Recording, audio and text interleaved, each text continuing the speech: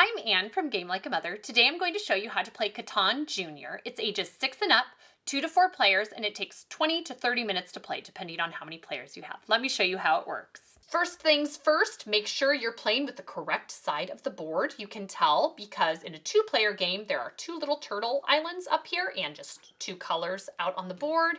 And in a 3 to 4-player game, there are 4 turtles up here and many more items on the board. We're going to play a 3-player game, so we will leave it on this side.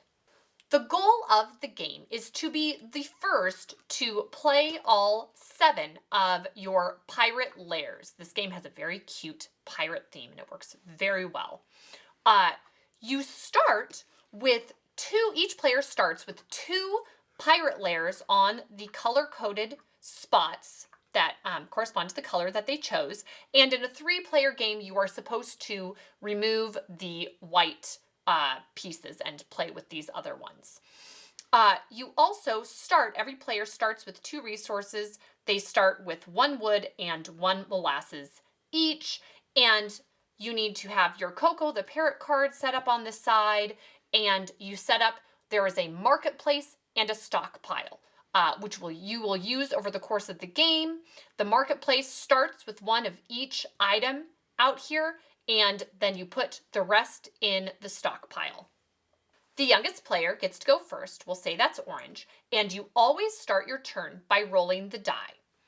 Once you've rolled the die, you get to distribute resources based on that roll, which any number that matches to this on one of the islands, if you have a pirate lair adjacent to that, then you get to collect the resource pictured on the island. So here, orange and blue would each get a cutlass, and red would get to have a barrel. If you roll, so that's pretty straightforward. The only thing that's different is if you roll a 6. That's where the ghost captain comes into play. So if he had rolled a 6 instead, and they hadn't received these resources, orange can move the ghost pirate to whichever island they choose.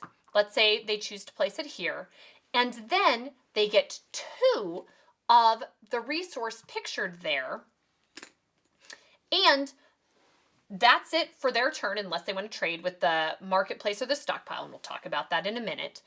But if they were done and they moved it on to the next person, if red then rolled a 5, the ghost pirate, that island is haunted right now and it is not producing anything. So they wouldn't get any of that resource that turn. And it would be skipped until someone, let's say that it went on to blue and blue rolled a 6. Then the ghost pirate could be moved and he can move it over. He can move the ghost pirate over here, collect a couple golds, and then if the next turn orange rolled a 5 again, that island is producing again, and everyone would get the correct resources. Okay, so it's orange's turn. They rolled the 5, and this is the resources they have. Let me show you what trading looks like. The marketplace is special. There you can do 1-for-1 trades of any resource you have for any one resource out here. So if orange wanted to trade a goat for the cutlass, you just trade it like that, and then looking at his cheat sheet for what it costs to build specific items, he could build another pirate lair. Also, if he chose not to do that, you can only do the marketplace once per turn because it's such a good deal. You can use the stockpiles as many times as you like over the course of a turn. If he had, while everybody was rolling, he just got so many sheep, he was doing great, he could do his 1-for-1 trade here, but now he can't use the marketplace anymore, but he can trade these sheep at the stockpile. So he can trade 2 of these for gold, and he can trade another 2 of these for gold, and there is no limit on that.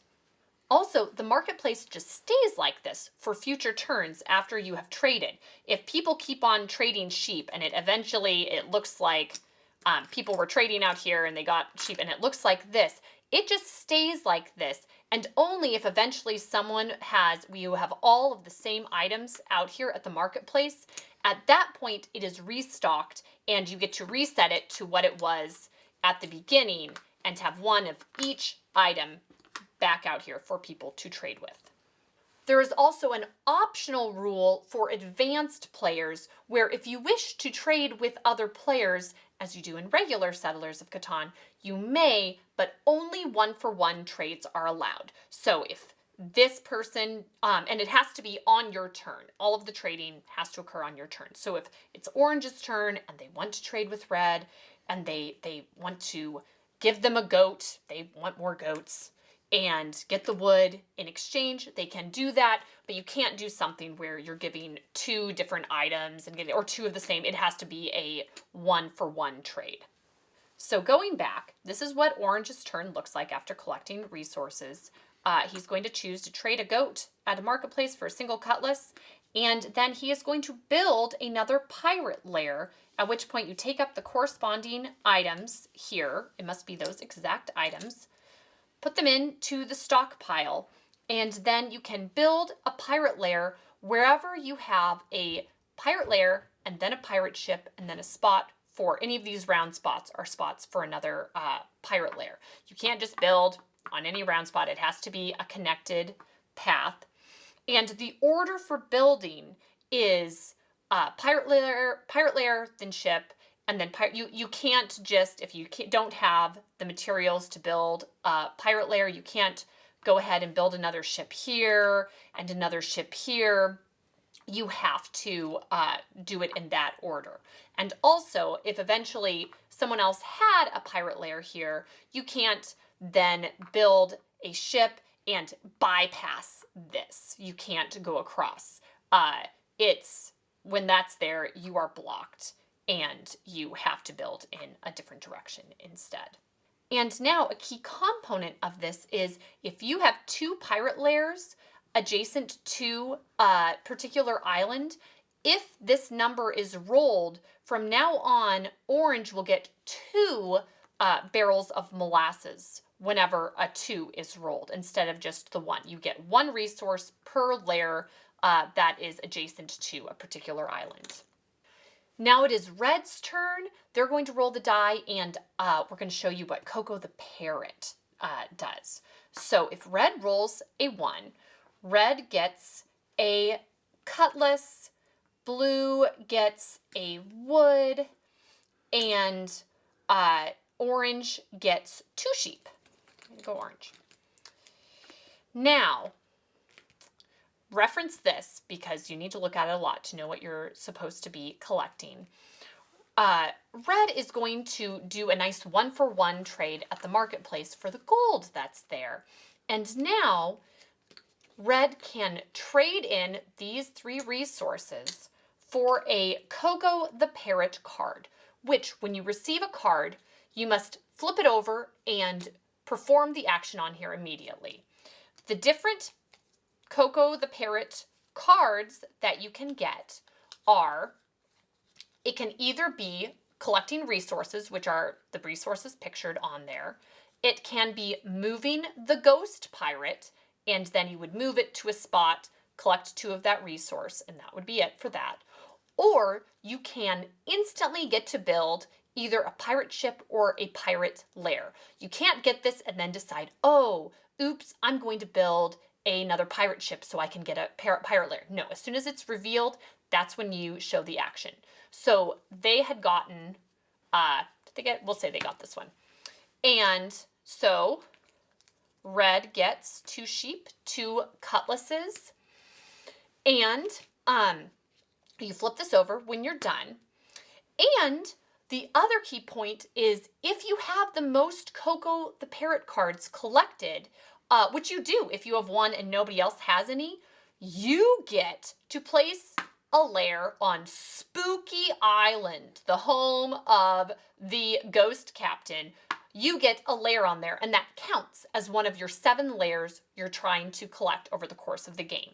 If other people tie you for the same number, if Blue collected 1 on their next turn, then your lair goes back, but they don't get 1. If it's a tie, nobody has it on there. It's just whoever has the much. Then if it goes back around to Red and you get a few more, doing really great. then this goes back. Also, when you collect the resources from Coco the parrot, you can then trade them back into the marketplace and the stockpile to perform more actions. So you can't, this player already used the marketplace once at the beginning of their turn, so they couldn't do something where they're trading in one of the sheep or their wood for one of the barrel of molasses or anything like that. You would have to do all of the trading for the remainder of this person's turn would have to be from the stockpile.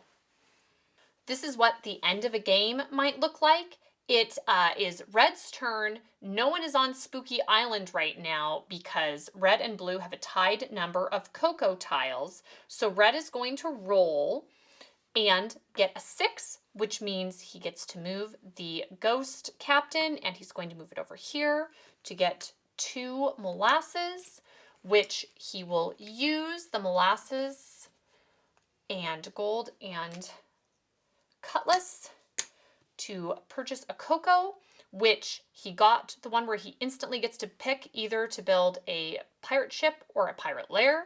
He's going with lair, and this also makes him able to put a lair on Spooky Island right away.